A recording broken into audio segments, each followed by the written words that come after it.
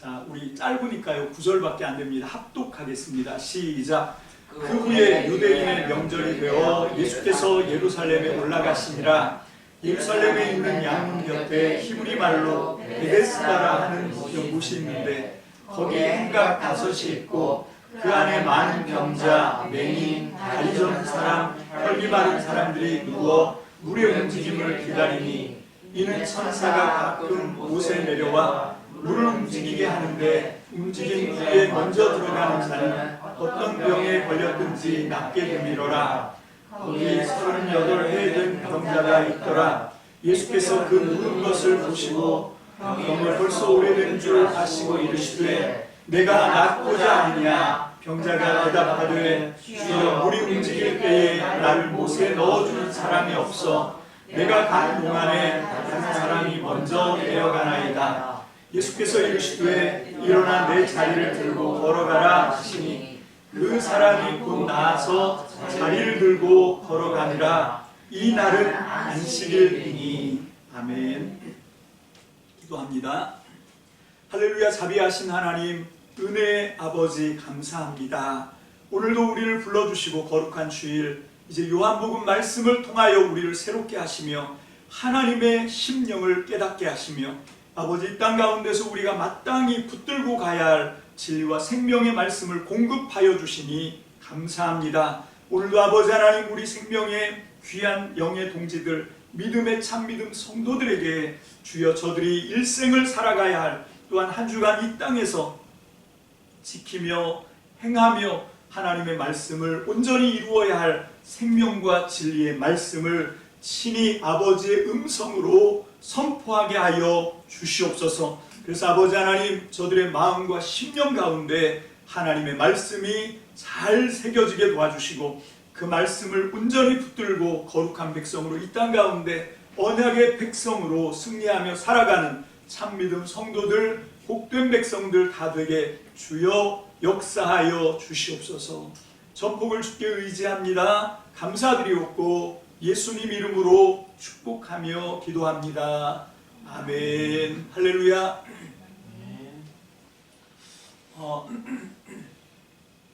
지난주 설교를 하고 나서 좀 많이 반성을 했습니다. 어떤 걸 반성했냐면 이걸 좀 너무 딱딱하게 공부하는 식으로 이 설교를 하는 것 같다, 그런 생각이 들어서 이렇게 하면 안 되겠다, 짧게 좀 쉽게 재미나게 그렇게 좀 해보자. 어차피 사경의 뜻도 이제 딱딱하게 할 거니까 설교는 좀 그렇게 어렵지 않게 그렇게 한번 해봐야 되겠다.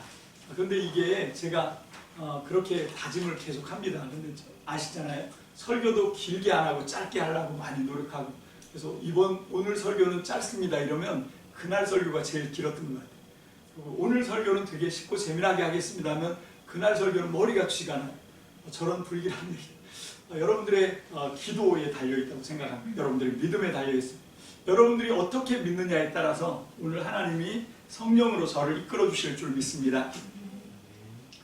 여러분, 우리가 살아냈던 그 인류의 역사 가운데 가장 끔찍했던 사건이 세계 제2차 세계대전이죠.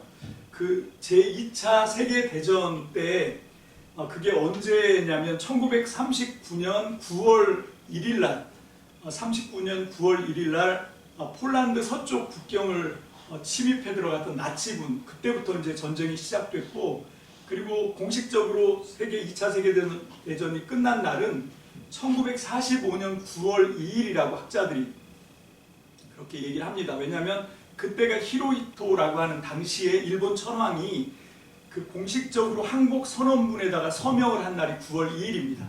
8월 15일 날은 무조건 항복을 선언한 거고요. 라디오 방송을 통해서 전 세계에다 대고 이제 무조건 항복하겠다라고 선언을 했고, 그 선언을 한 거를 가지고 이제 미군하고 연합군 대표로 미군하고 일본 천황하고 조율을 해서 이제 항복 문서를 작성하고 거기에 천황이 서명을 한 날이 9월 2일입니다.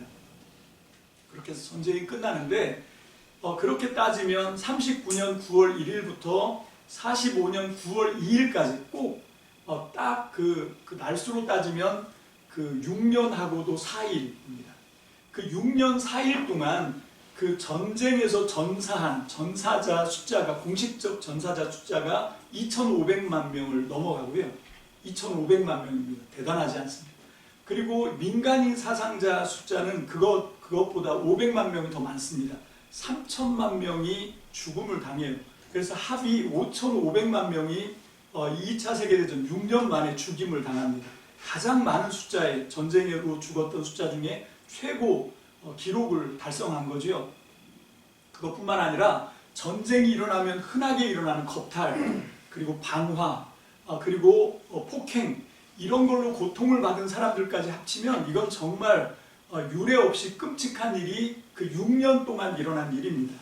물론 어떤 학자들은 1937년 7월 7일이 일본이 이제 중국을 쳐들어간 날이거든요. 그 대동아 전쟁이라고 해서 일본군이 그 37년 7월 7일 날 쳐들어간 날을 2차 세계대전으로 봐야 된다. 이렇게 치면 숫자가 2년하고도 2개월이 더 늘어나는 셈입니다. 뭐 그거는 전문가들이 알아서 싸우라고 할 문제고요. 중요한 건 뭔가 하면 그때 일어났던 일 중에 아까도 제가 얘기했는데 그 600만 명이 넘는 그 유태인들을 학살하는 그 일이 벌어졌죠.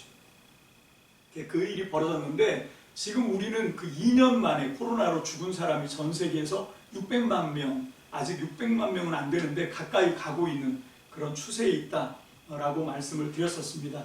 그만큼 지금 우리가 당하고 있는 이 코로나 고통이 많이 힘들죠. 여러분, 그럴 때 1961년에 모사드라고 하는 이스라엘의 첩보기관이 있는데, 첩보기관이 끈질기게 그 독일의 전범, 유태인들을 학살했던 그리고 전쟁을 일으켜서 유럽과 전 세계를 공포에 떨게 했던 그 사람들을 색출하는 일을 하기 위해서 모사드라고 하는 그 이스라엘의 첩보, 유명한 첩보 단체가 결성이 됐는데, 그 모사드의 체포에 의해서 1961년 4월 달에 한 사람이 그 이스라엘 예루살렘 법정으로 끌려 나옵니다. 그 사람이 그 유명한 그 아이히만이라고 하는 사람이죠. 여러분, 이 아돌프 아이히만이라고 하는 사람이 그 가졌던 죄목이 뭔가 하면 600만 명을 학살한 살인죄를 포함해서 15가지 죄목이 씌워져서 1961년 12월 12일 날 사형 선고를 받게 됩니다.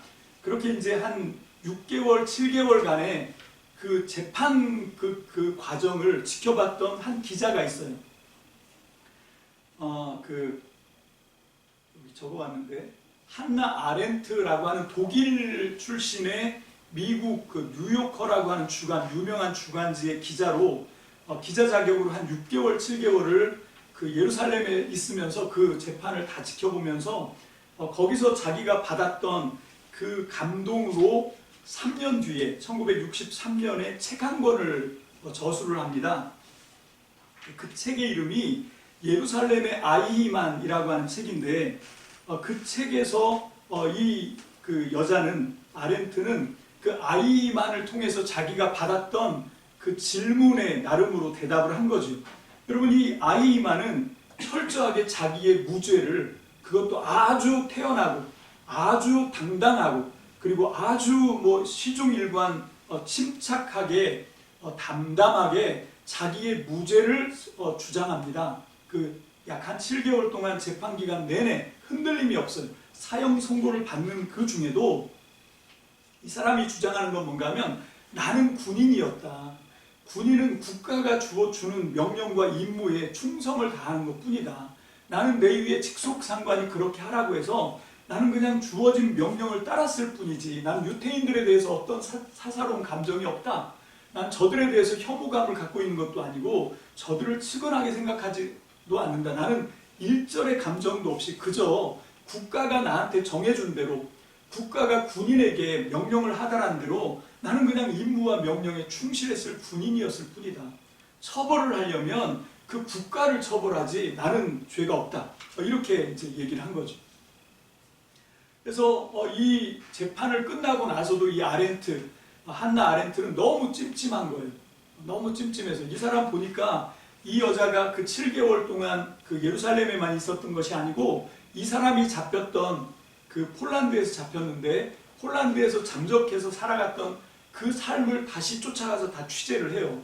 이 아돌프 아이만이라고 하는 사람이 어떤 사람인가 갔더니 정말 여러분들 인터넷에 보면 사진도 나오는데 사진에서처럼 이 사람은 되게 선량하고 되게 친절하고 되게 착하고 그리고 너무 자상한 남편의 너무 좋은 아빠로 그렇게 아주 훌륭한 삶을 살아갑니다. 그래서 아무도 이 사람이 그 독일의 그 무시무시한 유태인들을 학살한 주범일 거라고 상상을 못할 정도로 그렇게 정말 건강하고 행복하고 그리고 아주 반듯하게 이 선한 삶을 살아가더라는 거죠.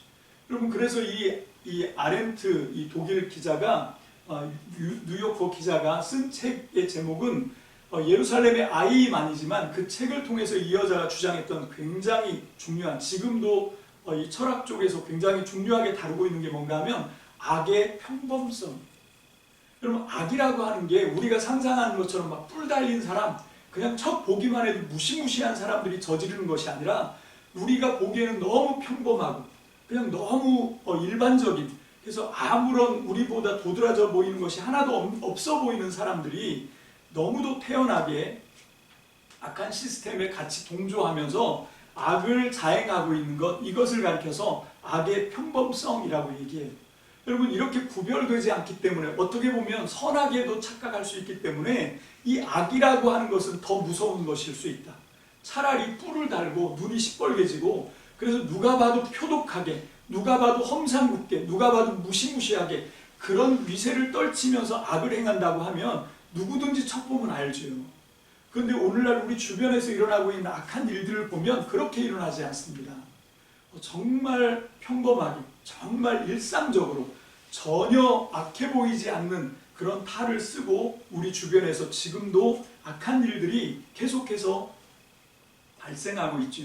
그래서 여기서 이 한나 아렌트가 그 아이만이 죽어 마땅한 죄가 뭔가 하면 그렇게 고통당하는 사람들에 대해서 그 이웃에 대한, 타인에 대한 배려심이 없었다는 거예요.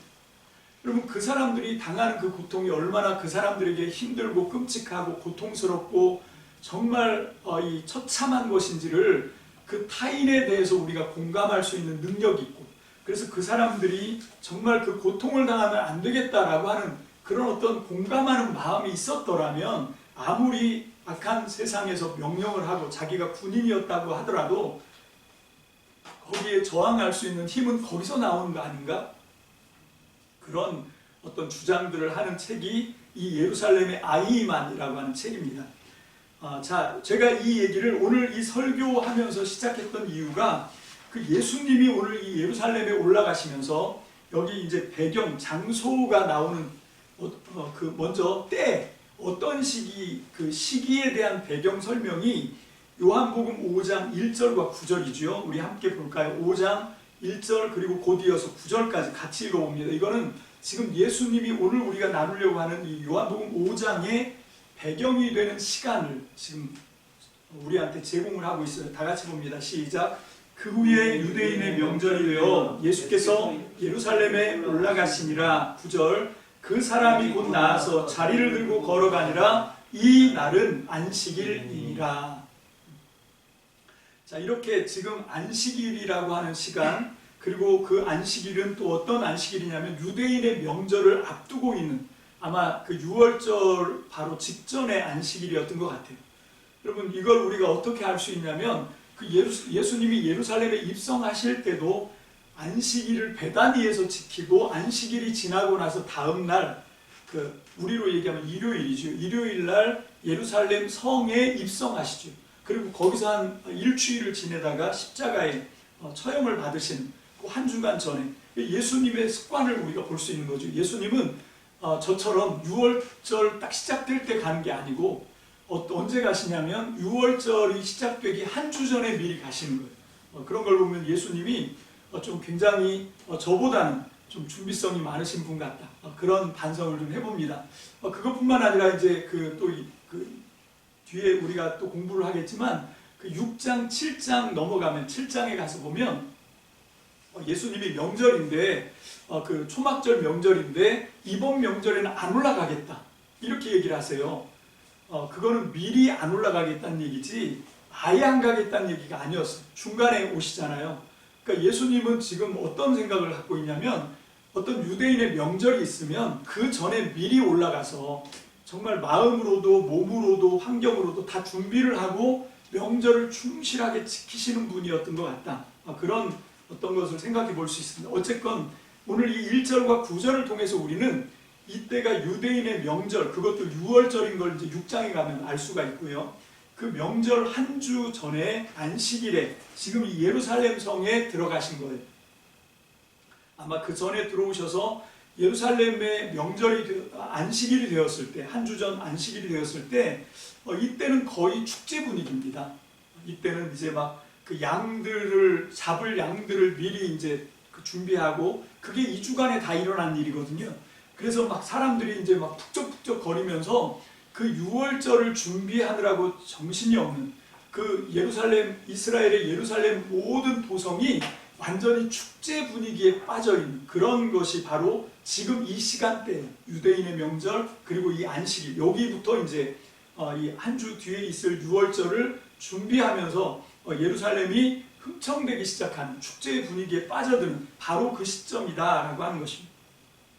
자, 그때 장소에 대한 오늘 말씀의 중심이 되는 장소에 대한 정보가 3절에 나오지요. 다 같이 봅니다. 시작. 그 안에 많은 병자, 맹인, 다리 전 죄송합니다. 요한복음 5장 2절이죠. 2절 시작. 예루살렘에 있는 양문 곁에 히브리 말로 베데스다라 하는 못이 있는데 거기 행각 5이 있고, 자 여기 연못이 하나 있는데 그 연못이 제가 지도를 하나 카톡 단톡방에다 올려드렸잖아요. 거기 보면 성전이 있으면 그 성전 바로 위에 있어요. 멀지도 않습니다. 되게 가깝습니다. 거기 보면 제가 올려드린 거기에 보면 브리아리온인가요? 그게 뭔가 하면 그 1000명의 로마 군인들이 그 치안을 담당하기 위해서 그 거기에 주둔하고 있는 그 요새입니다. 그게 그 브라이도리온 요새, 그 요새에 지금 그 군인들이 거기에 진치고 있고, 이 성문이라고 하는 건 성전 문을 얘기하는 게 아니라 예루살렘 그 밖에 있는 커다란 성벽, 그 성벽 중간중간에 문이 있는데 12개의 문이 있습니다. 그 중에 저 위쪽 북쪽으로 열려져 있는 문이 바로 이 양문이죠. 그 양문을 지나서 들어오다 보면 성전과 그 양문 성문 사이에 어떤 게 있냐면 바로 이 그 베데스다라고 하는 연못이 있어요. 우리 이 세번역 성경에 베드자다라고 이렇게 번역이 된 건 그 헬라어를 읽을 때 그 영어를 쓰시는 분들이 읽는 발음 형태가 베드자다고요. 우리 같이 한국 사람들은 베데스다, 아시아 사람들은 베데스다. 제가 볼 때는 헬라어를 발음할 때, 그리스어 발음을 할 때는 유럽이나 영국 영어를 쓰는 사람들보다 아시아 쪽 사람들의 발음이 더 비슷합니다. 그래서 제가 오늘 개역 개정판을 쓰게 됐는데, 어쨌든 이 베데스다라고 하는 말이 이게 뭔가 하면 이 히브리 말을 그대로 그 음역이 나오는 그대로 그냥 갖다 쓴 거예요. 이게 특별히 따로 헬라어에 이런 의미에 있는 단어가 아니라 이건 철저하게 히브리 말이에요. 히브리 말 중에 두 단어가 결합된 말입니다. 하나는 벳이라고 하는 히브리 말로 벳이 뭐냐면 집이에요. 집이고, 그리고 이 데스다 이렇게 이제 헬라어로 이 음차를 했는데, 이건 뭔가 하면 헤세드라고 하는 히브리 말을 헬라어로 음차한 거예요. 그 합성이 베데스다입니다. 그러니까 그 헤세드라고 하는 말이 히브리 말로 인애, 자비를 뜻하거든요. 그러니까 이 말, 이 헬라어 이 음차한, 이 음역한 이 말의 뜻은, 베데스다라고 하는 연못의 이름 뜻은 뭔가 하면 은혜의 집인 거죠. 자비의 집, 자비의 집, 은혜의 집, 사랑의 집, 뭐 이렇게 번역이 될 수 있습니다. 자, 그래서 이게 베데스다 연못인데, 이 베데스다 연못은 아마 이게 그 가끔씩 한번 물이 이렇게 뭐라 그러죠? 왜 그 속에서 그 뜨거운 온천수 같은 것들이 물이 이렇게 확 치솟아 오르는 그런 용천혈이 있는 그런 연못이었던 것 같아요. 그걸 이 사람들은 아마 그 물이 동한다 이렇게 이제 표현을 했고, 그럴 때 이 사람들이 이제 거기에 제일 먼저 들어가면 병이 낫는다. 여러분 요즘도 보면 그렇게 온천수라든지 뭐 특별히 뭐 암모니아 온천, 또 유황 온천, 아마 여기가 그런 유황 온천이었던 것 같은데, 그런 온천수가 사람의 몸, 특별히 피부병이라든지 이런 병에 효험이 있다라고 하는 걸 지금도 많은 사람들이 얘기하고 있고 실제로 경험하는 사람들이 많지 않습니까? 여러분 이 당시에는 지금부터 2000년 전 예수님 시대니까 이때는 그렇게 의학이라든지 약품이라든지 별로 없어요. 그러니까 이 사람들이 질병에 걸려 있으면 거기에 의존할 수밖에 없는 거죠. 여러분 그 현실이 힘들면 신화에 의존하게 되어 있습니다. 자, 그래서 그런 환경을 설명하고 있는 게 3절이죠. 3절 다 같이 봅니다. 3절과 4절 한 번에 다 함께 읽습니다. 시작. 그 안에 많은 병자, 맹인, 다리 저는 사람, 혈기 많은 사람들이 누워 물의 움직임을 기다리니, 이는 천사가 가끔 못에 내려와 물을 움직이게 하는데, 움직인 후에 먼저 들어가는 자는 어떤 병에 걸렸든지 낫게 됨이로라. 자, 이렇게 이제 이 베데스다 연못에 대한 설명들이 맨 처음에는 시간, 그 다음에 장소, 그리고 그 장소에서 벌어지고 있는 오늘 이 말씀의 배경이 되는 상황에 대한 설명을 하고 있죠. 거기는 그 행각이 있는데 그 안에 많은 병자들이 지금 자리를 잡고 누워 있는 거죠. 자, 그런데 그 행각 안에 5개의 행각이 있었다고 얘기합니다. 행각 5이 있는데 그 행각 안에 많은 병자들이 있는데 그 중에서 제일 오래된 고참이 한 명 있어요. 그게 누구냐면 바로 5절에 나온 오늘의 주인공입니다. 오늘의 주인공을 만나봅니다. 요한복음 5장 5절 시작. 거기 38해 된 병자가 있더라. 이 사람이 어떤 병인지는 잘 몰라요. 근데 이 사람은 누워서 움직이지를 못해요. 그래서 많은 사람들이 아마 이게 중풍일 것이다, 아니면 몸 사지가 마비되는 어떤 그런 중풍과 비슷한 그런 병일 거다.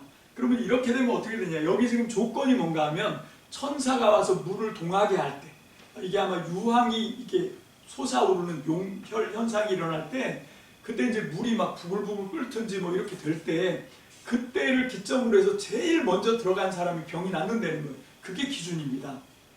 그러니까 이게 뭔가 하면 경쟁인 거죠, 경쟁. 여러분 저는 오늘날 우리 그 대한민국의 많은 사람들을 이렇게 보면 되게 다들 피곤해요. 어른은 어른대로 피곤하고, 또 우리 학생들은 학생들대로 많이 피곤하죠. 왜 피곤할까 봤더니 여기 양문 곁에 있는 성전이 있는 예루살렘에 있는 이 베데스다와 똑같은 거죠.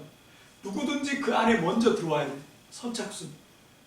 이 순서가 매겨지죠. 요즘은 초등학교는 그런 게 없었다 그러는데 우리 때만 해도 시험만 보면 석차가 나옵니다.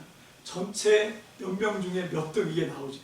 그래서 그걸 그대로 들고 갔다가는 부모님한테 혼이 나니까 어떤 친구들은 그걸 조작을 합니다. 앞에 있는 숫자를 감쪽같이 지우든지 뭐 이렇게 조작을 해서 순위를 조작한, 등수를 조작한, 많은 분들이 저를 의심의 눈초리를 쳐다봅니다. 저는 그런 모범생이었습니다. 그런 짓 안 하는 아무도 안 믿습니다. 주여. 어쨌건 믿거나 말거나 하지만, 자, 그렇게 순서를 매기는 거예요. 많은 사람들이 그렇게 이 순서를 매기고 그런 거에 따라서 사람을 평가합니다. 이게 정말 너무 어처구니가 없지. 특별히 물질 만능에 있게 되면 사람들이 물어보는 게 뭐냐면 재산이 얼마나 되냐죠. 너 지금 갖고 있는 재산이 얼마나 되냐, 이런 걸 가지고 사람들이 자기도 모르게 당당해지거나 아니면 자기도 모르게 위축이 되거나 뭐 이런 시대를 우리가 살아가고 있죠. 그럼 이게 얼마나 끔찍한, 이게 완전히 정말 약육강생 살벌한 그런 서바이벌 현장과 같은 거죠. 우리 목회자들도 마찬가지입니다. 여러분 목회자들한테 제일 저거는 뭔가 하면 성도 숫자가 얼마나 되냐이죠.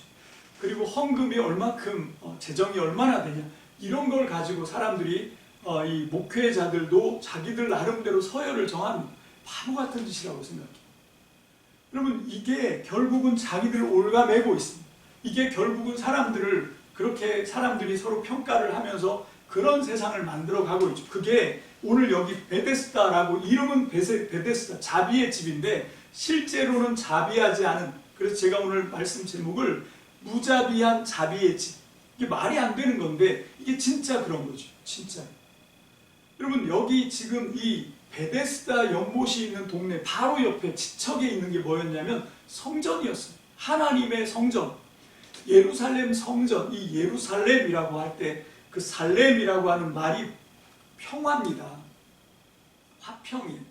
여러분 이 샬롬이라고 하는 말이 그 살렘 들어가 있는 동네거든요.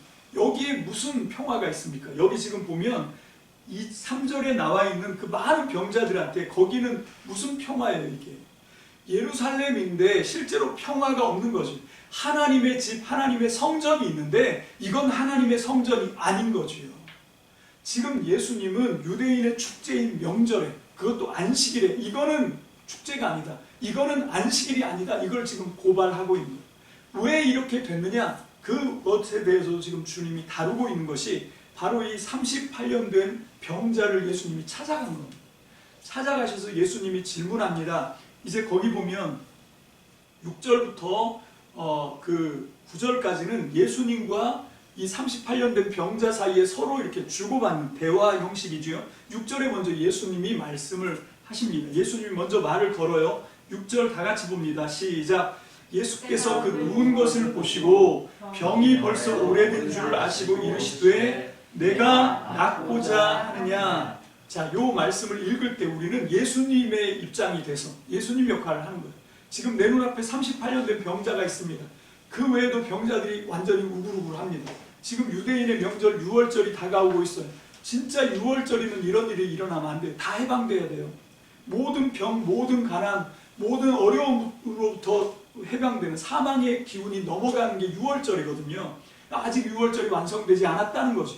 하나님이 이 예루살렘 성의 성전으로 함께 하시면, 하나님이 함께 하시면 이런 질병 눈에 띄면 안 되는 거예요. 이런 불평등, 이런 차별, 이런 순위를 매기는 거, 이런 게 있으면 이건 하나님의 집이 아닌 거죠.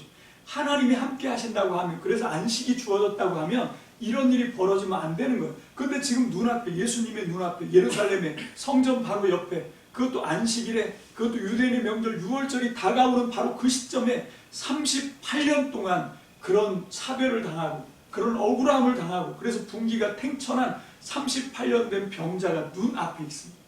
그 눈앞에 있는 병자를 얼마나 측은하게 바라봤을까요, 예수님. 그리고 지금 말씀하신 겁니다.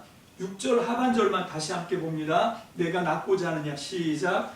내가 낫고자 하느냐. 그런 배경에서 예수님이 지금 이 사람을 찾아갔고 이 38년 된 병자에게 예수님이 먼저 말씀을 거신 거예요. 내가 낫고자 하느냐. 그렇게 물어봤더니 이 38년 된 병자가 7절에 그렇게 자기를 찾아와서 아무도 38년 동안 처음에는 관심을 가졌겠지만 38년 되니까 긴 병이 효자 없다고 다 떨어져 나간 거죠.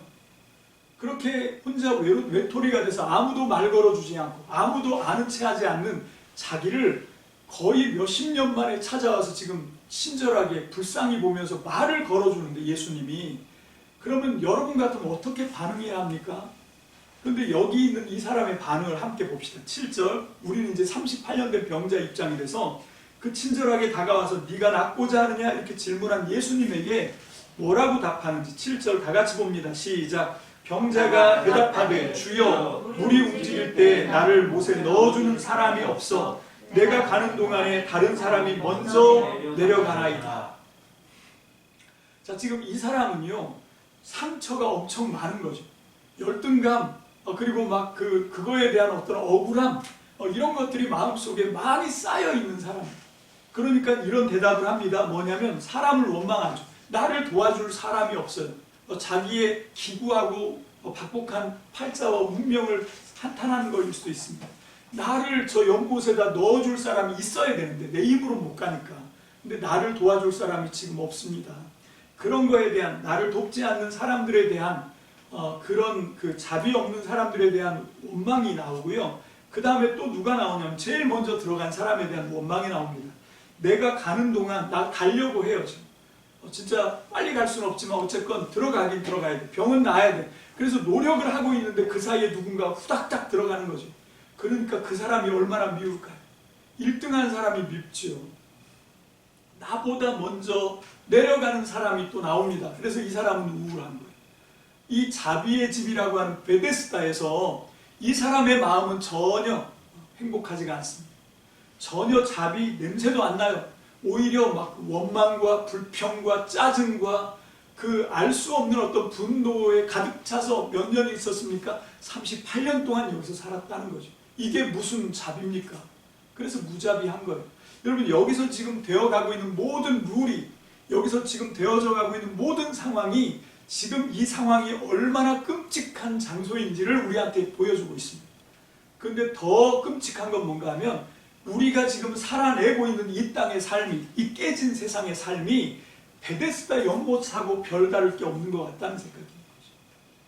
여러분, 정말 살만한 세상이라고 얘기하지만 그건 극소수의 어떤 사람에게는 살만한 세상이고, 나머지 사람들에게는 계속되는 차별과 불평등, 갑질을 눈으로 봐야 되고, 억울한 피 흘리는 사람들을 보면서도 그냥 눈 감고 외면해야 되고, 여러분, 그런 상황들에 계속되는, 정말 우리가 살아가는 게 어떻게 보면 확대된 더 넓은 베데스다 연못 아닌가? 그런 생각을 하는 거죠. 정말 누군가 더 빨리 가고 더 빨리 출세하고 더 빨리 성공하는 몇 사람들에게만 혜택이 주어지고 병이 낫는 어떤 기회가 주어지고, 여러분, 이런 세상을 우리는 지금 살고 있는 것은 아닌지. 자, 그래서 이 사람은 지금 원망 불평합니다. 거기에 대한 예수님의 답이 나오죠. 8절입니다. 자, 다 같이요. 시작. 예수께서 이르시되 일어나 내 자리를 들고 걸어가라 하시니. 9절. 그 사람이 곧 나아서 자리를 들고 걸어가니라. 이 날은 안식일이니. 여러분, 어떤 그 영화나 드라마 같은 걸 보면 결말이 닫혀진 결말이 있고 오픈된 결말이 있어요. 무슨 얘기인가 하면 끝난 것 같은데 끝난 것 같지가 않은 거 있죠. 왜? 그런 것들은 꼭 2편이 나옵니다. 그러니까 2편, 속편을 만들기 위해서 그 결말을 열린 결말로 하죠. 그래서 그 다음에 2탄이 나오면 사람들의 관심과 어떤 궁금증을 자아내는 그런 열린 결말. 지금 이 요한복음, 오늘 우리가 잡은 이 본문이 열린 결말이에요. 이 끝에 보면 뭔가 이 폭탄 같은, 그날이 안식일이에요. 안식일인데 예수님이 지금 뭘 했습니까? 병을 고쳤어요. 그리고 해서는 안 되는 명령을 합니다. 자리를 들고, 이게 안식일에 하면 안 돼요. 이 일입니다. 일. 걸어가. 들고 걸어가는 건 안 돼요. 걸어가는 것도 900보, 900보 정도밖에는 못 걷습니다. 근데 이걸 뭔가 물건을 들고 걸어가는 건 한 발짝도 안 됩니다. 그러니까 지금 예수님은 안식일에 해서는 안 되는 일을 하셨고, 또 하면 안 되는 일을 예수님은 시키셨어요.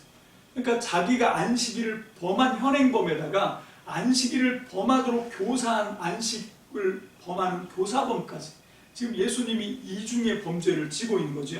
자, 그렇지만 예수님은 이 일을 함으로 말미암아 그 뒤에 이제 여러분들이 집에 가셔서 5장 끝나고 9절로 끝나는 것이 아니라 그 뒤에 나오는 예수님과 이 안식일 때문에 콧김에 성난 김을 뿜으면서 예수님께 달려들어서 안식일을 어겼다고 막 정죄해대는 그 사람들과의 그 대화를 통해서 예수님이 왜 안식일인 줄 뻔히 알면서, 그것도 이제 코앞에 6월절 명절이 다가오는 그때 베데스다에 가셔서 그렇게 38년 된 병자의 병을 고치시고, 그리고 그 병자와 대화를 통해서 예수님은 지금 뭘 하고 있는가? 한마디로 얘기하면 분탕질을 치고 계십니다. 여러분, 지금 잔잔한 연못, 맑은 연못을 완전히 다 뒤집어가지고 완전히 정말 흙탕물이 되게 하시는 그 일을 지금 하고 있는 거예요. 왜? 목적이 뭡니까? 지금 여기는 예루살렘이 아니다 말씀하신 거예요. 여기 있는 이 성전은 가짜다 말씀하시는 거예요. 지금 너희가 기대하고 있는 안식일은, 6월절은 그 6월절 아니다. 그리고 지금 오늘이 안식일이라고 웃기고 있네. 안식일 아니야 라고 말씀하시는 거예요. 뒤에 보면 말씀하시지만 예수님이 아버지가 일하기 때문에 나도 일한다 말씀하십니다. 여러분, 예수님이 말씀하시는 근거는 이겁니다. 아버지가 일하지 않았는데 38년 된 병자가 어떻게 일어나 자기 자리를 들고 걸어갈 수 있냐는 거죠. 38년 동안 그 자리를 떠나고 싶어도 떠날 수 없었던 게 이 38년 동안 누워 있었던 병자 아닙니까? 여러분, 이 사람인들 일어나서 그 자리를 들고 걸어가고 싶었던 마음이 38년 내내 있었다고요. 내내. 그런데 그걸 못하고 있었습니다. 그런데 예수님을 만나고 예수님이 일어나서 네 자리 들고 걸어가 했을 때 그 일이 이루어졌어요. 여러분, 이거 누가 하신 겁니까? 하나님이 하신 거죠. 하나님이 안 하셨는데 이 일이 어떻게 가능할 수 있냐? 예수님의 논리가 그건 거예요. 오늘이 니네가 얘기하는 안식일이야? 그럼 예수님, 하나님은 안식하셔야 되는데, 아버지는 쉬셔야 되는데, 아무것도 하지 않으셔야 되는데, 봐, 지금 아버지가 일하셨죠. 아버지가 일했으니까 38년 된 병자가 너희가 말하는 이 가짜 안식일에 자리를 들고 일어나는 거 아니야? 일어나 걸어갈 수 있는 거 아니야? 아버지가 일하는데 안식하겠다고 말씀하십니다. 그럼 왜 하나님은 지금도 일하십니까? 왜 하나님은 지금도 일하시나요? 아직까지 세상에 어둠이 가득하기 때문에, 아직까지 죄로 말미암아, 악으로 말미암아 세상이 완전히 온통 불공평하고 불균형하고 그런 억울한 비명들이 많이 들리는데 하나님이 그런 소리를 외면하고 안식하실 수가 없는 거지요. 진짜 하나님의 안식은 뭔가 하면 온 세상이 하나님의 말씀의 법으로 완전하게 평화가 이루어졌을 때, 그때 하나님이 안식하시는 것이지. 지금 이 안식일에도 어딘가에는 누군가가 비명을 지르고 누군가가 억울한 일로 피를 흘리고 누군가가 죽어가고 망해가고 있는 일들이 지금도 일어나고 있잖아요. 여러분, 그래서 우리 개신교는 주일을 안식일이라고 얘기하지 않습니다. 하나님께서 일하시는 날이죠. 여러분, 이 안식, 유대인들이 얘기하던 그 안식은 이제 없습니다. 깨졌습니다. 죄가 들어와서. 여러분, 그때부터 하나님은 다시 이 죄로 깨진 세상을 회복시키는 일에 지금까지 최선을 다하고 계십니다. 여러분, 이 세상을 창조하시자마자 그 사탄, 뱀의 꼬임에 넘어가서 하나님의 에덴 동산을 죄로 물들게 하고 아담은 쫓겨났지만 그 이후부터 하나님은 어떻게 하시냐면 그렇게 범죄하고 하나님이 만든 이 세상을 깨뜨려 버린 그 깨진 세상을 회복하는 일에 하나님은 지금도 최선을 다하고 계신 것을 믿으시기 바랍니다. 우리는 안식일에도 아버지께서 일하신다라고 믿으신 그 예수님을 믿는 사람들이지요.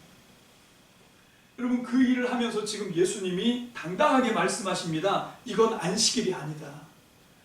너희가 말하는 하나님의 성전, 이건 지금 성전이 아니다. 성전이 있는데 어떻게 여기 38년 동안 이렇게 억울해하면서 아파하면서 고통당하는 사람이 여기 이렇게 있는데 너네가 어떻게 모른 척할 수 있냐? 니네가 정말 하나님의 성전을 갖고 있는 예루살렘 사람들이라면 너네가 정말 하나님이 이 세상을 하나님의 말씀으로 회복하라고 세운 온 모든 열방과 민족을 구원하라고 세운 그런 제사장 나라고 제사장의 임무를 가진 사람들이라고 하면 너희가 먼저 마땅히 베데스다를 찾아왔어야지. 6월절 명절 지키고 안식일 지키고 그런 거 하기 전에 먼저 여기 이 억울하고 고통당하는 사람들에게 눈길을 줬어야지.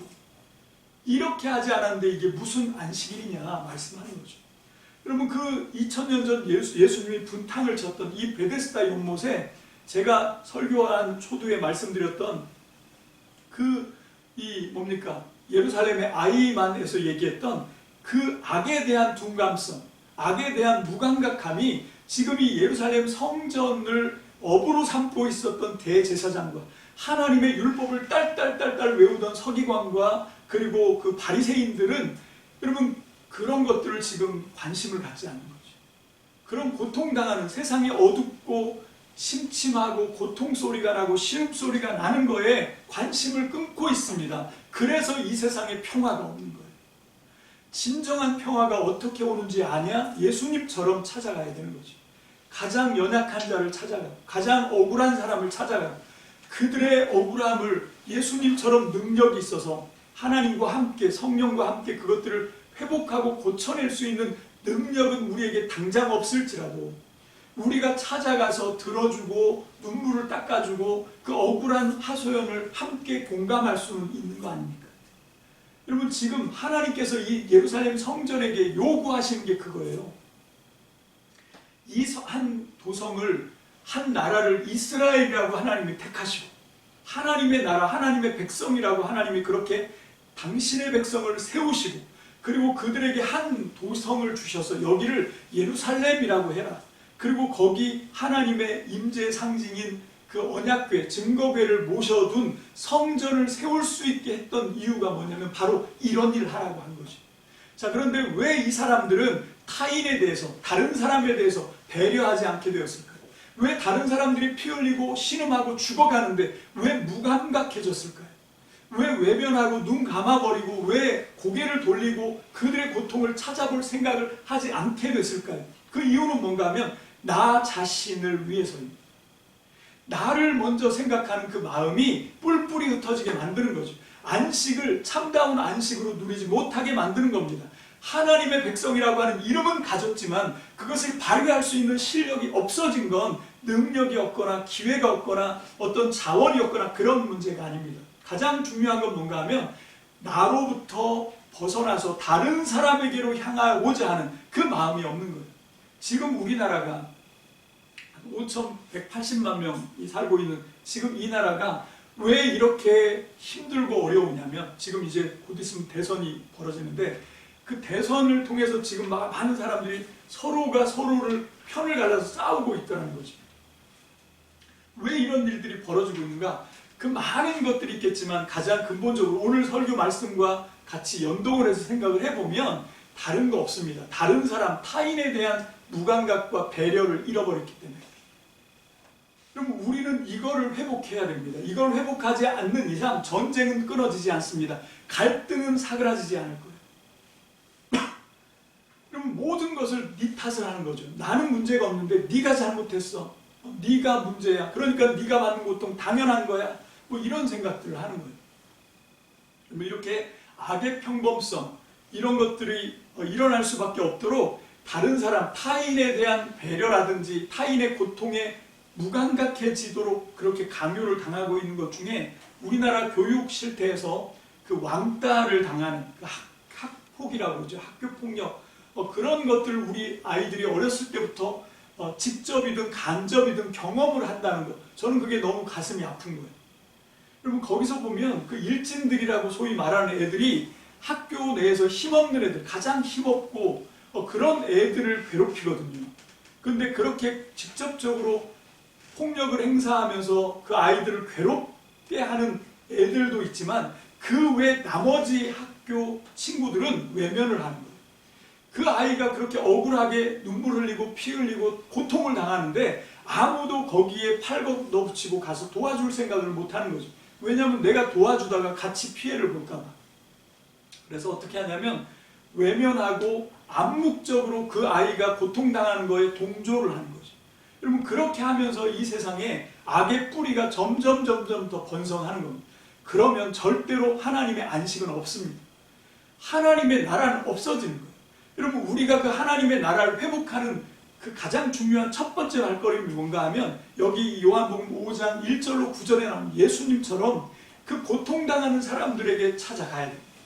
찾아가서 그들의 억울한 소리를 들어줄 수 있어야 돼요.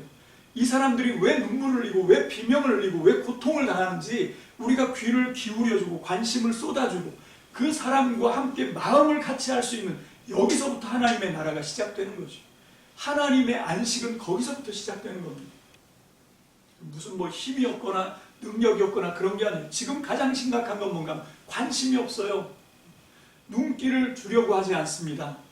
여러분 특히 교회라고 하는 그 교회가 저를 포함해서 마찬가지입니다. 지금 한국 교회는 회개해야 합니다. 이대로 가면 망합니다. 이건 교회 아닙니다. 여러분 2000년 전에 예수님이 이건 성전 아니야, 이건 유월절 아니야, 이건 안식일 아니야, 똑같은 지적을 지금 한국 교회는 받아도 쌉니다. 지금 한국 교회가 하는 짓이 뭔지 압니까? 신음하고 고통당하는 사람들에게서 눈길을 돌리고 힘 있는 사람, 권력 있는 사람, 돈 많은 사람한테 아부하느라고 정신이 없습니다. 그 사람들하고 같이 붙어먹고 있습니다. 이거는 교회 아닙니다. 그런 타락한 교회 때문에 이 세상은 더 시끄러운 거예요. 더 비명을 지르는 억울한 세상이 된 겁니다. 깜깜한 세상이 된 겁니다. 우리는 깨어나야 됩니다.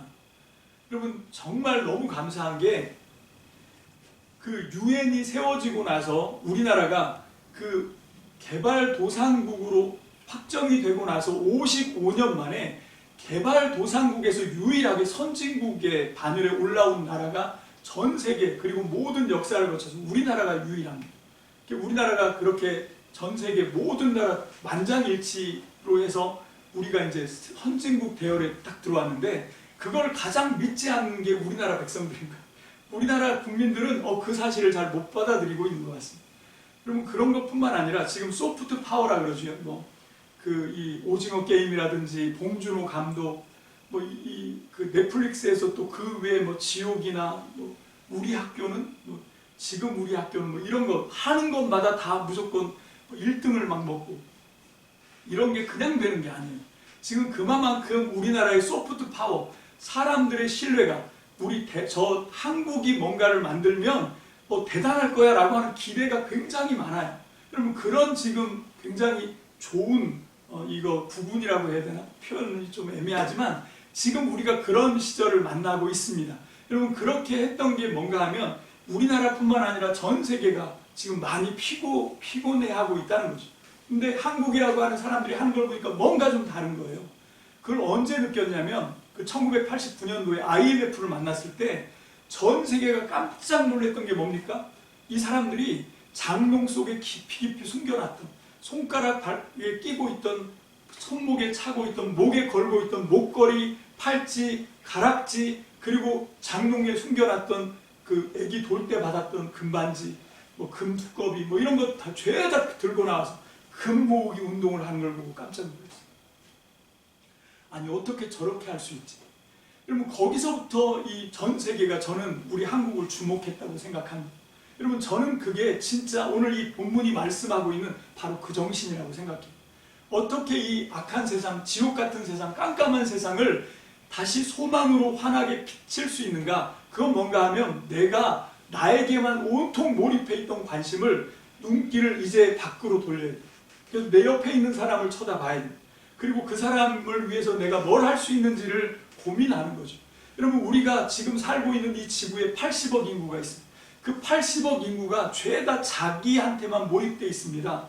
이기심으로 똘똘 뭉쳐 있어서 다른 사람, 타인이 고통당할 때 무감각해져 있습니다. 배려심을 아예 상실하고 있습니다. 배려하면 그걸 바보짓이라고 생각합니다. 여러분, 그렇게 하면서 80억이 사는 이 지구가 지옥이 되어버렸어요. 이걸 바꿀 수 있는 비결, 예수님이 이끌어오신 하나님의 나라의 비결, 그건 어떤 방식을 통해서 이루어지는 다른 거 없습니다. 예수님이 십자가에서 보여주셨던 그것도 똑같은 정신이라고 저는 생각해요. 그게 뭡니까? 내가 죽어서 널 살린다는 거죠. 네가 받을 고통, 네가 당할 처형, 네가 받을 징계를 내가 대신 받겠다. 여러분, 그 마음이 이 암울하고 소망 없는 세상을 회복할 수 있습니다. 구원할 수 있습니다. 이게 기독교 정신이에요. 지금 우리나라의 기독교, 개신교가 빨리 여기를 찾고 회복해야 돼요. 하나님께서 세상을 구원하는 특별한 방식이 없습니다. 어떤 신비한 방식, 그런 거 없습니다. 우리가 오늘 이 말씀을 통해서 깨달아야 되는 건 바로 이거예요. 여러분, 마틴 리 밀러라고 하는 그 독일 교회 목사가 있습니다. 나치에 항거하다가 많은 이 고통을 당하고 투호까지 당했던 그런 목사님인데, 이분이 전쟁 2차 세계대전이 끝나고 난 다음에 독일 교회가 빨리 회복되기를 원하고 참여하기를 원하고 그러면서 쓴 시 한 편이 있어요. 되게 유명한 시죠. 나치가 그들을 덮쳤을 때라고 하는 시예요. 여러분, 제가 한번 읽어보겠습니다. 처음에 나치는 공산당원을 찾아왔다. 그때 나는 침묵했다. 나는 공산당원이 아니었으므로. 다음에 나치는 사회주의자를 덮쳤다. 그때도 나는 침묵했다. 나는 사회주의자가 아니었으므로. 그 다음에 나치는 노동조합원을 잡아갔다. 그때 나는 침묵했다. 나는 노동조합원이 아니었으므로. 어느 날 나치는 유태인들을 끌고 갔다. 그때 나는 침묵했다. 나는 유대인이 아니었으므로. 그리고 나치는 카톨릭 신자들에게 다가왔다. 그때도 나는 침묵했다. 나는 카톨릭 신자가 아니었으므로. 마침내 나치가 나에게 찾아왔을 때 나를 위해 나서줄 사람은 아무도 남아있지 않았다. 여러분, 이 시가 우리한테 주는 감동처럼 지금 우리가 살아가고 있는 이 세상은 나 혼자 사는 세상이 아닙니다. 여러분, 나는 누군가와 더불어 함께 살아가고 있는, 우리는 운명이 같은 공동체예요. 특히 교회가 그렇습니다. 여러분, 그렇다고 해서 교회가 세상과 구별해서 세상을 모른 척해도 안 됩니다. 여러분, 결국 하나님께서는 먼저 교회가 각성하고, 교회가 뭘 각성합니까? 그렇게 악에 대해서 무감각하고 무관심하고 타인의 고통에 대해서 배려심을 잃어버리는 그런 것이 마귀의 사탄의 계략이고, 거기에 빠져들면 결국은 나까지도 잠식되고 나 또한 살 수 없는 그런 세상이 되고, 그런 끔찍한 지옥 같은 세상에 우리는 우리 자녀들에게 물려줘야 된다는, 그걸 우리한테 먼저 깨닫게 하는 거죠. 말씀을 통해서. 또 기도할 때 하나님이 성령의 지혜를 주셔서 이걸 깨닫게 하시는 거예요. 그리고 거기서부터 돌아서라고 말씀하는 겁니다.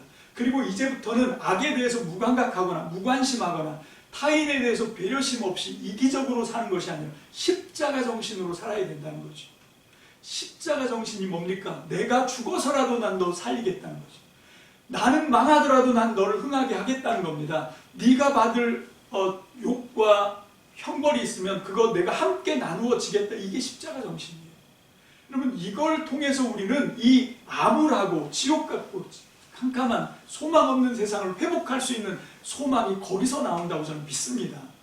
여러분, 저는 여러분들에게, 우리 참믿음 성도들에게 이 세상을 구원할 수 있는 하나님의 진리를 오늘 말씀을 통해서 선포했습니다.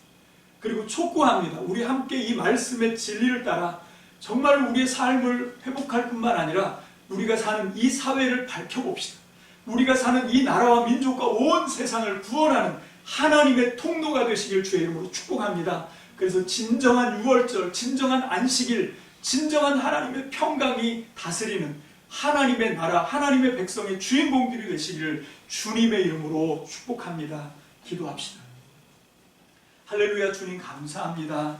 아버지 하나님, 우리가 하나님을 믿는 것조차도 나 한 사람 구원받고 천국 가는 것에 매달리고 있는 하나님, 정말 너무도 치졸한, 너무도 유치한 이 땅의 신앙인들의 상태를 고백합니다.